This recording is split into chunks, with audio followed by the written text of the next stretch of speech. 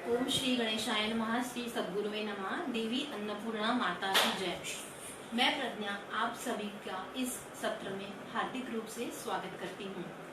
आज का मेरा विषय है हमारा भारतीय आहार। जब मुझे ये विषय दिया गया था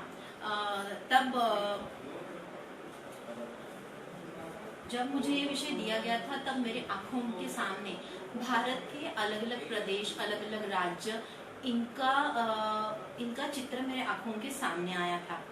जब हम कभी भी भारतीय आहार के बारे में सोचते हैं तो भारत की खाद्य संस्कृति जो है वो बहुत बड़ी है।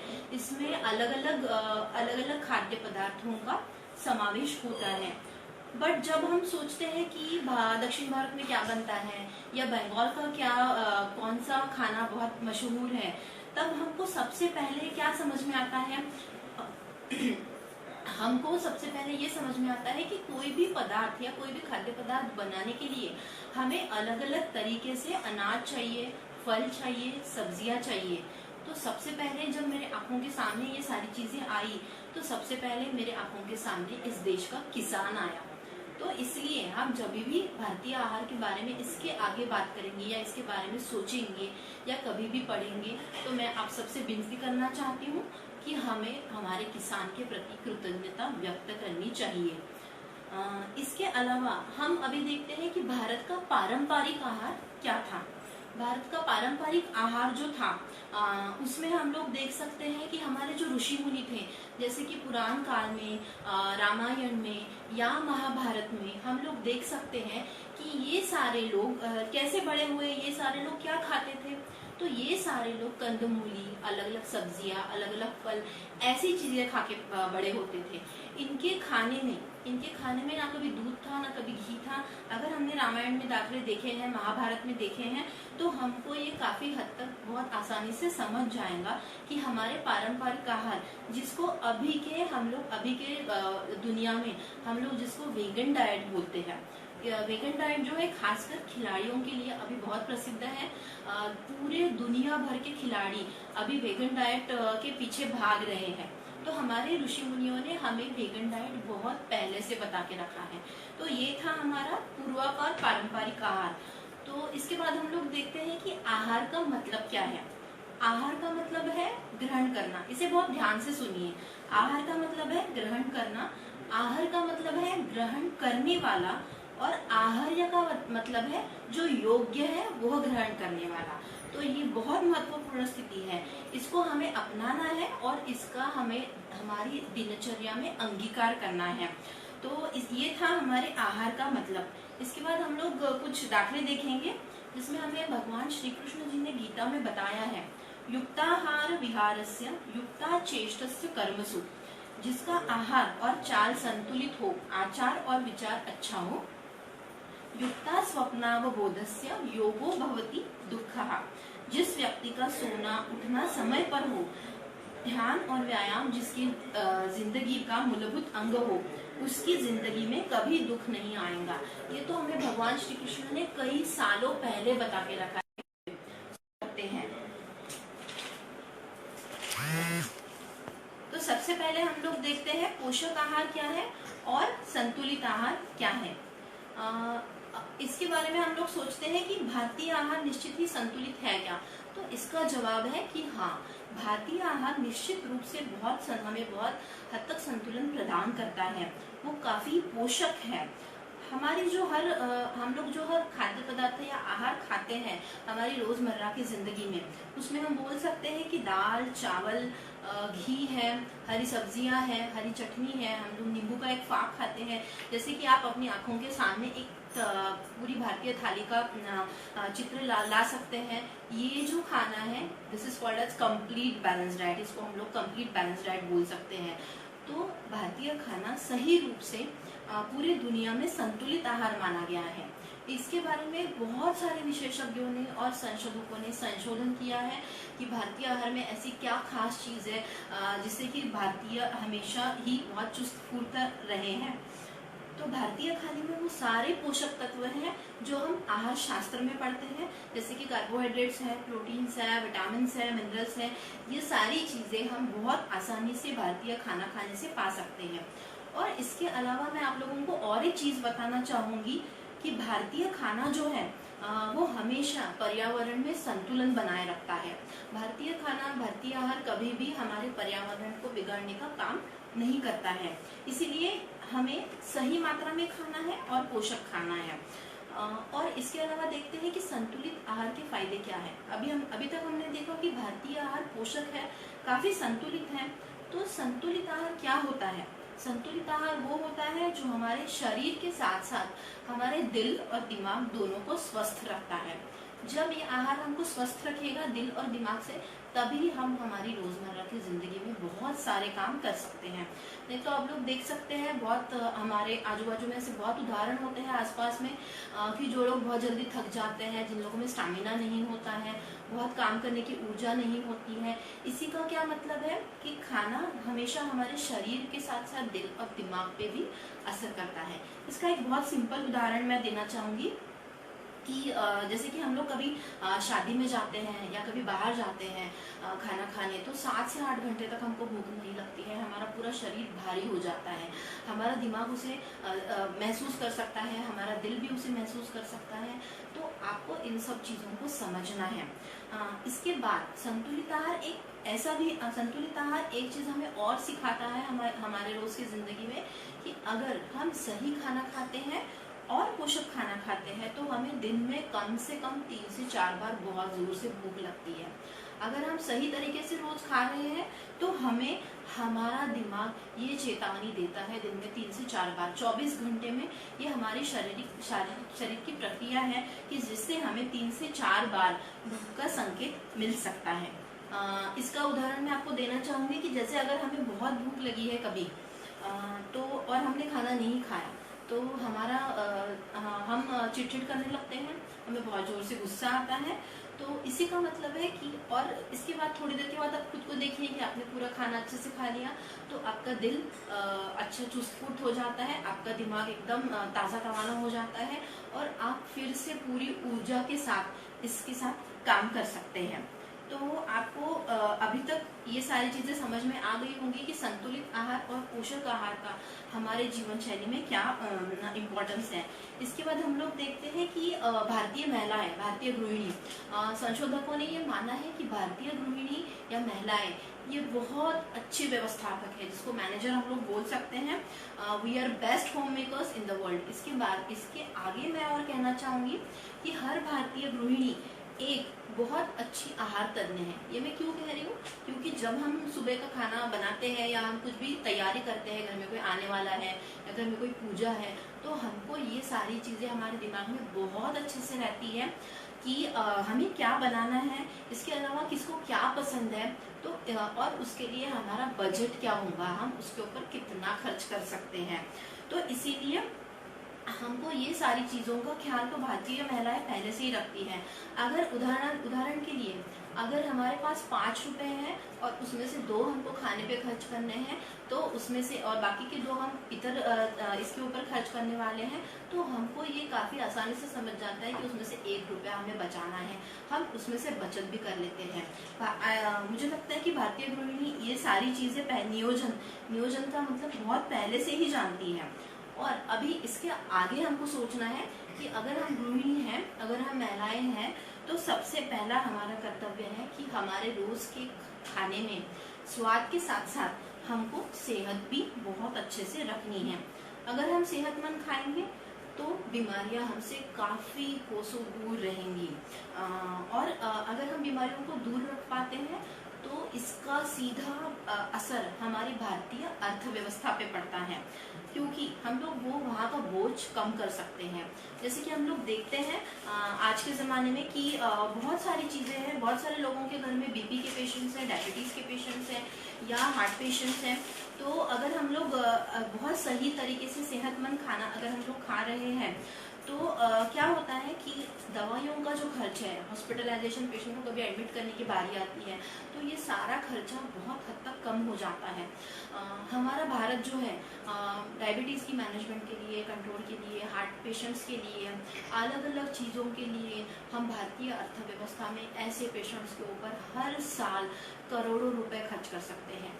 एक गृहिणी करके ये हमारी जिम्मेदारी है कि जब भी हम खाने के बारे में सोचें तो हमको ये सोचना है कि मैं मेरे घर वालों को हमेशा स्वाद के साथ साथ सेहत भरा खाना भी दूंगी। और सेहत भरा खाना खाने का और एक फायदा ये है कि अगर हम लोग सेहत भरा खाना खाते हैं तो काफ़ी हद तक हमारा ब्लड प्रेशर जो है, डायबिटीज़ है, हमारे हार्ट के जो प्रॉब्लम्स है, कोलेस्ट्रॉल है, ये हमेशा नियंत्रण में रहता है। और अगर ये नियंत्रण में है तो हम अगर अगली पीढ़ी को ये रोग संक्रमित भी करने वाले हैं तो उसका खतरा हम काफ़ी हद तक कम कर सकते हैं।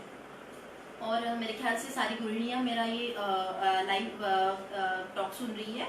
तो इसके अलावा मेरे को आप लोगों को और एक चीज़ बतानी है कि अभी अगर हम लोग घर जाते हैं, घर में रहते हैं, दिन भर घर का काम करते हैं, बहुत सारी महिलाएं जो होंगी वो ऑफिस में भी काम करती होंगी, घर में कुछ बच्चे होंगे जो कॉलेज में पढ़ रहे हैं, तो हम सब लोग अलग अलग तरीके से दिन भर अलग अलग तरीके से हम लोग दिन भर कुछ ना कुछ हलचल करते रहते हैं। तो हमको अभी ये सीखना है कि हम लोग ये जो भी हलचल करते हैं इसका मतलब व्यायाम नहीं है। व्यायाम का मतलब है कि हम हमेशा शारीरिक रूप से, मानसिक रूप से और दिमागी रूप से वहाँ पे संतुलन बना के रखेंगे और वो संतुलन हमारे शरीर के साथ हमको संवाद करने के लिए तैयार करेगा। और ये जो व्यायाम हम करते हैं इसके कारण हमारे पूरे शरीर में एक सकारात्मक ऊर्जा तैयार होती है। जैसे कि हम लोग सुनते रहते हैं कि कुछ पेशी नहीं बनती है, कुछ पेशी मर जाती है हमारे शरीर में, तो इसका मतलब है कि जो भी पेशी बनती है वो नई ऊर्जात्मक एक पॉजिटिविटी के साथ हमारे शरीर में तैयार होती है। जब भी हम लोग ये देखेंगे कि हम लोग शारीरिक व्यायाम नहीं करते हैं तो हमको ये सोचना है कि हमारे साथ क्या होगा। हम लोग ज़्यादा खाना खाते हैं, आप सब लोग देख सकते हैं, हम लोग ज़्यादा खाना खाते हैं और कम शारीरिक हलचल करते हैं, तो इसका असर हमारे ऊपर होता है कि हमारा वजन बढ़ते जाता है, धीरे धीरे हमारा वजन बढ़ते जाता है। और इसके अलावा अगर हम पोषक खाना खाते हैं और सही शारीरिक हलचल अगर हम लोग करते हैं तो हमें ये देखना है कि हम हमेशा सही तरीके से फिट रहते हैं। इसका मतलब है हमारा वजन नियंत्रण में रहता है। तो हमें अलग अलग तरीके से हम लोग दिन भर के इसमें शारीरिक हलचल कर सकते हैं। जैसे कि जिनको साइकिलिंग पसंद है, जिनको बैडमिंटन पसंद है, जिनको दौड़ना पसंद है, किसी को चलना पसंद है, अलग अलग तरीके की व्यायाम हम लोग दिन भर में बहुत अच्छे से कर सकते हैं। इसके लिए हमको सारी गृहिणियों को कम से कम 30 मिनट का समय निकालना है खुद के लिए, और घर वालों को भी इसके साथ साथ हमको ये बताना है। हमारे घर में अगर कोई बच्चे हैं, कोई बड़े हैं, तो हमको उनको बताना है कि आपको नियमित रूप से व्यायाम करना है, हमको उनको मोटिवेट करना है। जब तक हम ये नहीं करेंगे हम लोग स्वास्थ्य के मार्ग पर नहीं रह सकते। और एक कनेक्शन मैं आपको बताना चाहती हूँ जिसको कि हम लोग बोलते हैं BMR एंड एक्सरसाइज। BMR का मतलब है basal metabolic rate. Basal metabolic rate ये एक ऐसी चीज है जो हमारे शरीर में स्पीड मीटर जो रहता है, जैसे कि हम लोग कंप्यूटर में कुछ स्पीड रहती है, कार में कुछ रहती है, या हमारी मोटर बाइक्स में रहती है, तो बेसल मेटाबॉलिक रेट हमारे लिए स्पीड मीटर का काम करता है। अगर हम लोग बहुत अच्छा व्यायाम करते हैं, दिन भर में हलचल करते रहते हैं, तो ये जो हमारा BMR है ये हमेशा एक्टिव रहता है। BMR हमेशा निर्भर करता है हमारी उम्र क्या है, इसके अलावा हम लोग क्या खाना खा रहे हैं, हमारी शारीरिक हलचल क्या है। अगर हम सही तरीके से BMR मेंटेन करते हैं हमारे शरीर का, तो हम काफ़ी हद तक सेहतमंद रह सकते हैं। अभी हम सब लोग गृहिणी हैं, हम लोग 3 से 4 दिन से पिछले 3 से 4 दिन से व्हाट्सएप ग्रुप पे बहुत बात कर रहे हैं। तो मुझे सब लोगों को बताना है जिनके घर में भी आंगन है, हम लोग एक बहुत अच्छा कंसेप्ट ला सकते हैं पूरे भारत में कि हमारे घर में जितने भी आंगन हैं, हम जितनी भी सब्जियां हमको रोज़मर्रा की लगती हैं उसको हम घर के घर में ही बो सकते हैं, ताकि बाहर जो बहुत फर्टिलाइजर्स, पेस्टिसाइड्स का इस्तेमाल करते हुए बहुत सारी सब्जियां हमको मार्केट में मिलती हैं, हम वो ना खाएं। घर के घर में ही छोटे आंगन के कोने में, या हमारे घर में कुछ पुराने कूलर की अगर टैंक पड़ा है तो हम उसमें भी काफ़ी हद तक सब्जियां उगा के हमारा रोज़ का रोज़ घर में इस्तेमाल कर सकते हैं। इससे हम काफ़ी अच्छे से आर्थिक नियोजन भी कर सकते हैं। और मैं आप लोगों को एक चीज़ बता दूं कि अभी हम जिस कठिन परिस्थिति में हैं कोरोना की, इसके लिए हमको ये भी देखना है कि इसके आगे हम लोग खाना बर्बाद ना करें। No wastage of food. हमको जितना खाना चाहिए हम उतना ही थाली में लें, उसको हम खामखा बर्बाद ना करें। हमको जितना पानी पीना है उतना ही हम ग्लास में लें। ये मेरी तरफ से एक सुझाव है आप सब लोगों के लिए। इसके अलावा पारंपरिक आहार ही हमको ज़्यादातर लेना है। ब्रेड, बिस्किट, पिज्ज़ा, इनको हमको हमारे खाने से दूर रखना है। जैसे कि हम पिज्ज़ा के बारे में बोल सकते हैं। मेरी बेटी हमेशा बोलती है कि मम्मी पिज्ज़ा मतलब हमारी रोटी सब्जी है, उन्होंने उसको पिज्ज़ा बना दिया। मेयोनीज मतलब हमारा अचार है, उन्होंने उसको मेयोनीज की चटनी बना दी। तो इन सब उदाहरण से हम सीख सकते हैं कि बच्चे भी अभी समझते हैं।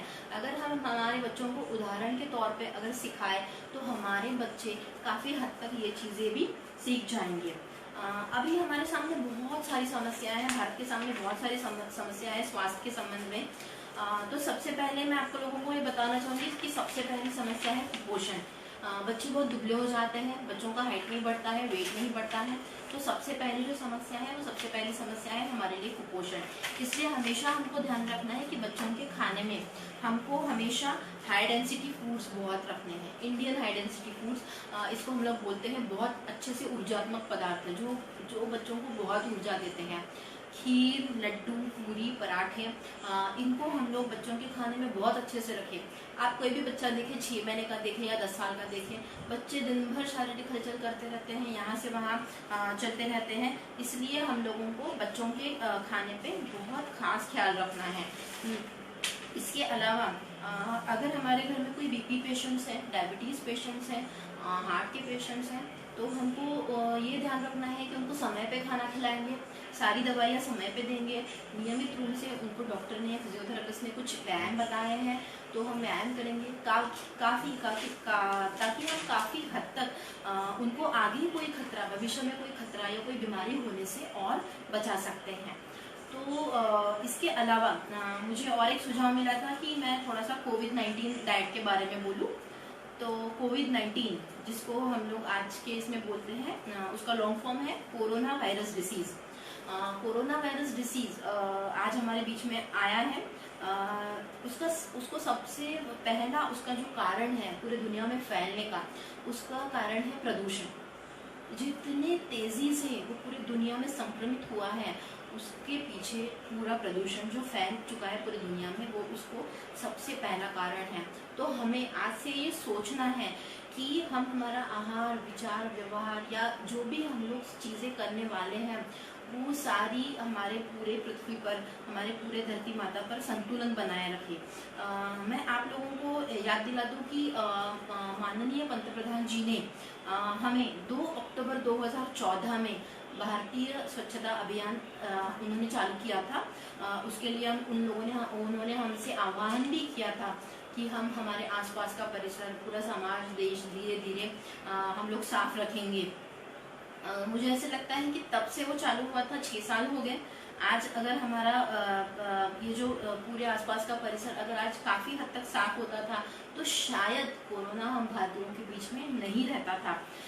बट इसके आगे देखते हैं कि कोरोना अभी हम लोगों के लिए हमें मौजूद है और हमको उसे हराना है। तो सबसे पहले हमारे आसपास का परिसर, ना ही खुद की सफाई, हमारे आसपास के परिसर की सफाई, हमारा समाज, देश, इन सबको हमको साफ रखना है। खुद को ही एक उदाहरण बनना पड़ेगा ताकि बाकी के लोग हम लोगों को देख के उसके पीछे पीछे उस मार्ग पर चल सके। उसके अलावा कोरोना डाइट, कोविड डाइट ऐसा कोई डाइट नहीं है।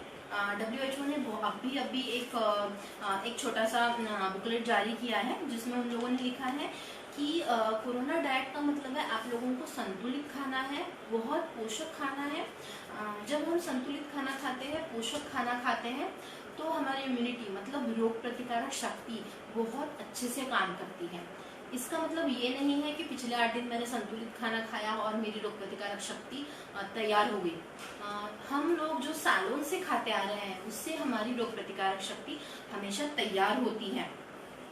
तो हम लोगों को ये देखना है कि हम हमेशा संतुलित खाना खाएं।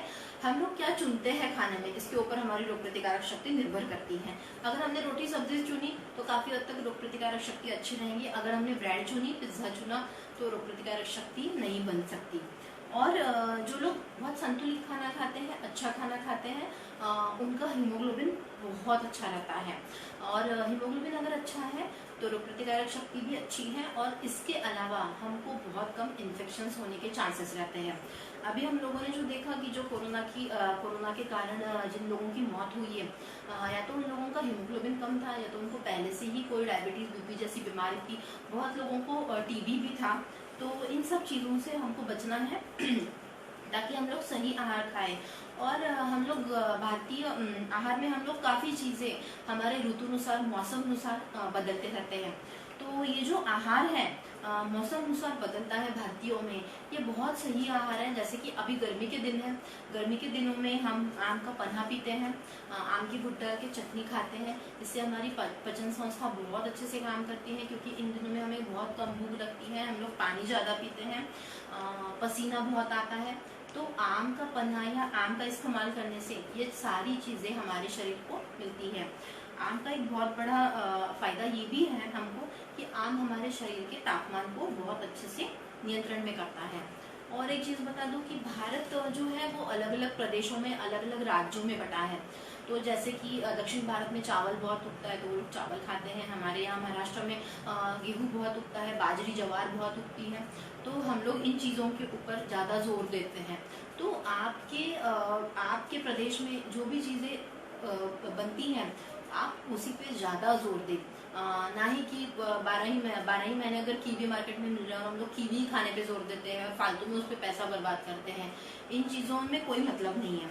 और इसके अलावा है कि हम लोगों को अभी जो सब्जियां और फल इस्तेमाल करने हैं, उसको हम लोग एक बहुत अच्छा डिसइंफेक्टेंट, जिसको हम लोग बोल सकते हैं कि 1 से 1.5 लीटर पानी हमको लेना है। पोहा खाने का एक चम्मच आता है, उतना भर के वो चम्मच भर के नमक लेना है, उबलते हुए पानी में वो नमक को डालना है, वो पानी ढक के रखना है।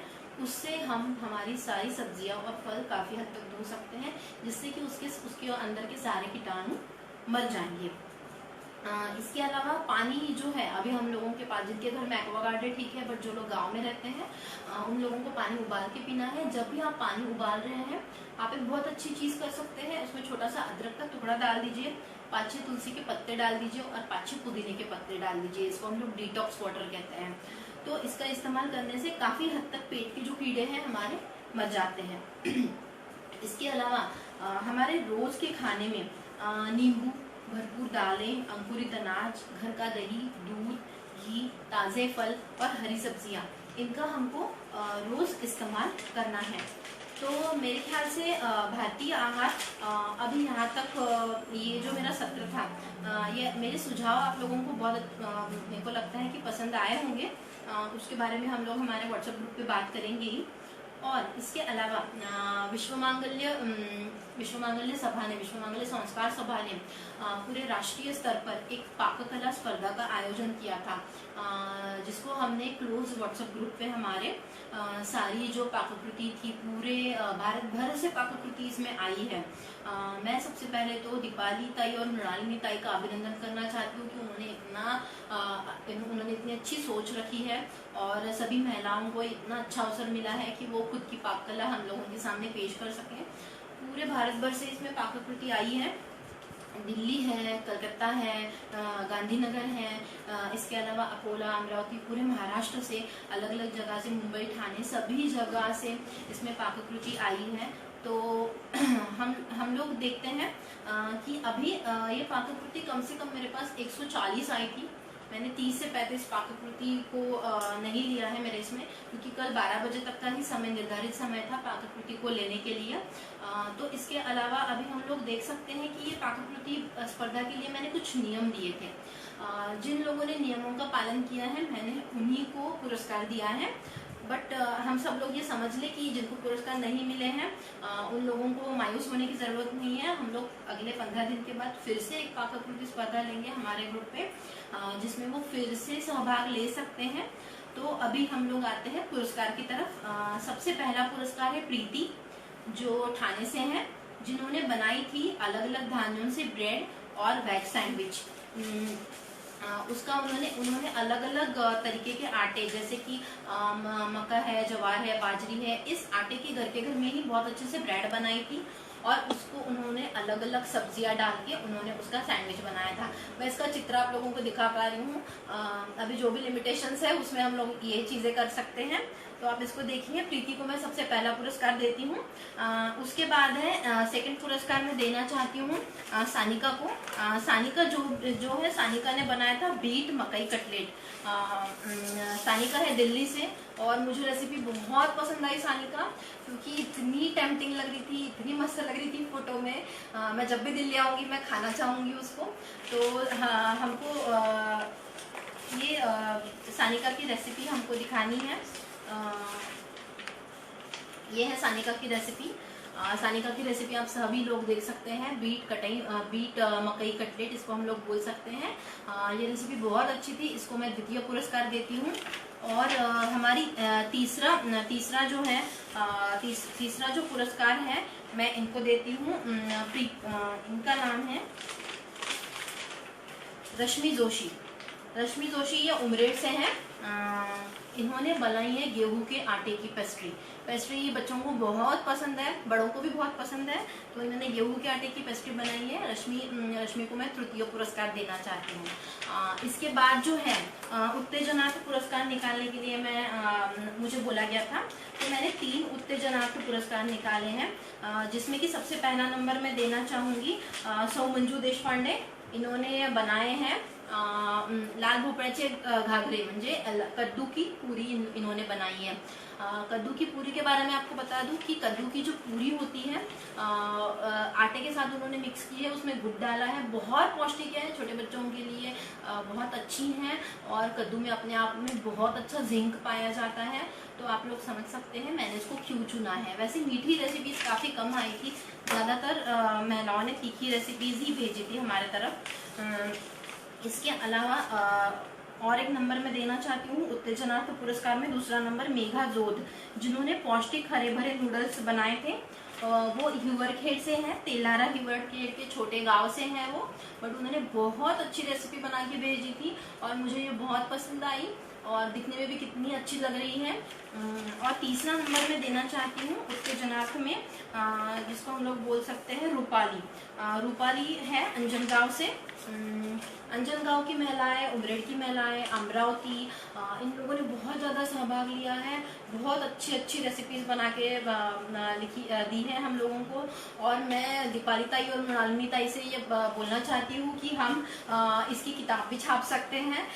अगर आप सब लोगों का सहयोग मुझे मिला तो मैं वो करना चाहूँगी। उसके अलावा ये तीसरी रेसिपी जो है रूपाली ने बना के भेजे हैं पौष्टिक वड़े हम लोगों के लिए। पौष्टिक वड़े रूपाली ने हम लोगों के लिए बना के भेजे हैं। और पौष्टिक वड़े अलग अलग धान्य कडधान्य उसमें उन्होंने डाले हैं और उन्होंने उन वड़ों को बहुत ही पौष्टिक बनाया है। तो इस तरीके से हमारी पुरस्कार स्पर्धा, हमारी पाककला स्पर्धा संपन्न हुई। पुरस्कार अभी जाहिर हो चुके हैं। मैं आप सभी को एक चीज बताना चाहती हूँ कि इस सभी का हम लोग जिन सब लोगों ने सहभाग लिया है उन सभी को हम लोग ऐसा सर्टिफिकेट देने वाले हैं। सर्टिफिकेट मैं व्हाट्सएप ग्रुप पे अभी थोड़ी ही देर में डाउनलोड कर दूंगी। आप सब लोग अपना सर्टिफिकेट ले सकते हैं। नाम आप लोगों को खुद ही लिखना है। और सभी पुरस्कार विजेताओं का बहुत बहुत अभिनंदन। बहुत अच्छी स्पर्धा थी और मुझे इस अवसर देने के लिए मृणालिनी ताई, दीपाली ताई का मैं बहुत तहे दिल से अभिनंदन करना चाहती हूँ और मैं उनको बहुत धन्यवाद देना चाहती हूँ। इस प्रतियोगिता को ये करने के लिए मेरे साथ और एक परीक्षक थी सौ माणिक जोशी, वो पूना से हैं। इन्होंने मुझे काफ़ी सहायता की इस स्पर्धा का ये रिजल्ट निकालने के लिए।